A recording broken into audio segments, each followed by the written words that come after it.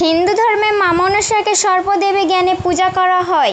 অনেকে তাকে পদ্মা দেবী এবং বিষহরীও বলেন।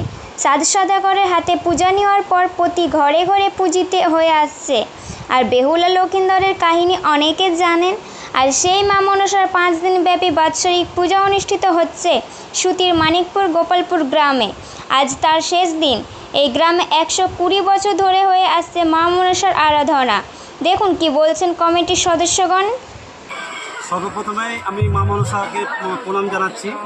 আমাদের 112তম বছর মানে পুজো হচ্ছে আর কি। রানী 1912 সালে স্থাপিত হয়েছিল এবং বিভিন্ন দূর দূরান্ত থেকে ডালা ভোগ প্রতিদিন প্রায় 1500 থেকে 2000 লোকের জামায়াত হয়।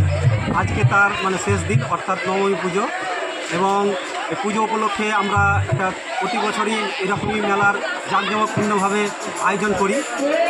প্রত্যেক দর্শনার্থী মানে আমাদের মেলায় অংশগ্রহণ করে আমরাও যতটুকু পারি মন্দির কমিটির পক্ষ থেকে সহযোগিতা করি। সমীর দাস, গোপালপুর গ্রামের বাসিন্দা।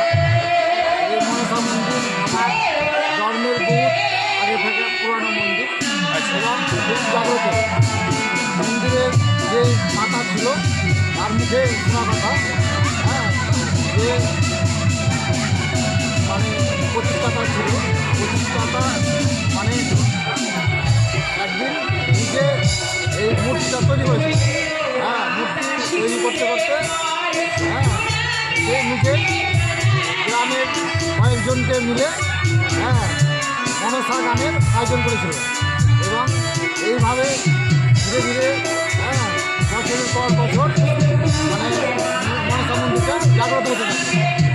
জাগ্রত হওয়ার ফলে বিভিন্ন দেশ থেকে মানুষ এখানে মনসা মানব যাকে বলা করে এবং এটা ভালোইভাবে চলে এবং পূজার 9 দিন গানের আয়োজন করা হয়। গ্রামবাসী গোপালপুর গ্রামবাসী 9 দিন গানের আয়োজন করে এবং শেষ নবমীর দিন পূজার শেষ সমাপ্ত হয়। এই বলে আমি শেষ করি।